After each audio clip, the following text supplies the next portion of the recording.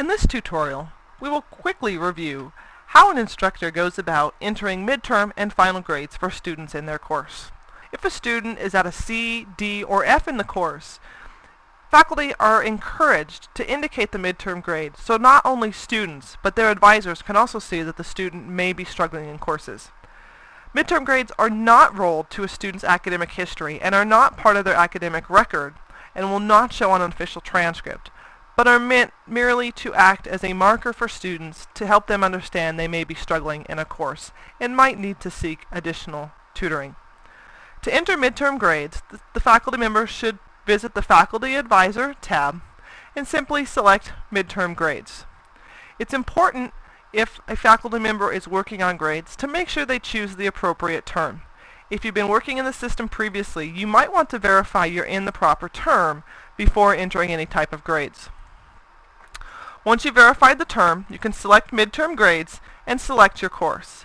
It's important to note that if your team teaching a course, only the primary instructor has access to enter grades.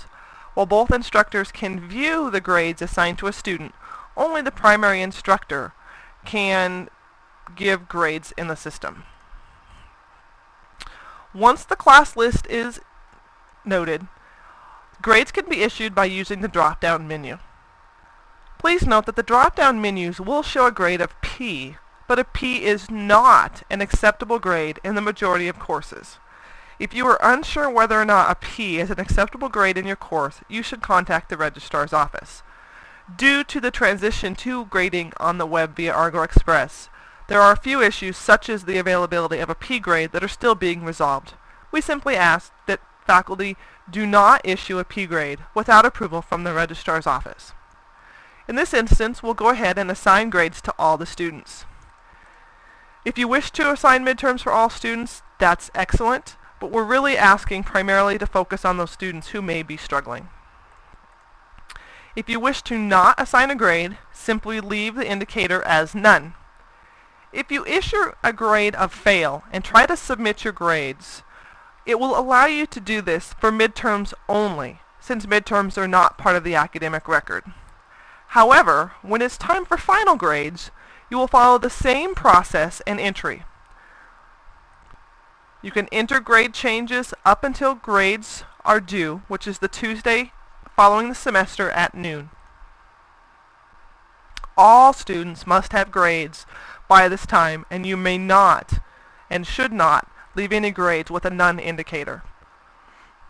Once you've entered the grades, if you try to submit a final grade of F, you will not be allowed to submit your grade.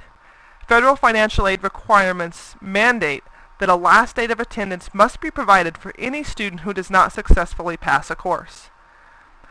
A last date of attendance cannot be issued for any date future from today.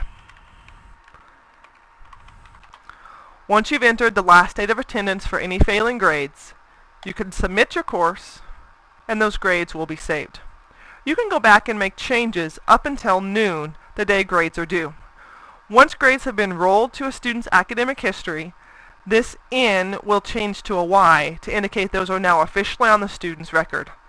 Once that occurs, any grade changes must be submitted in writing to the registrar's office.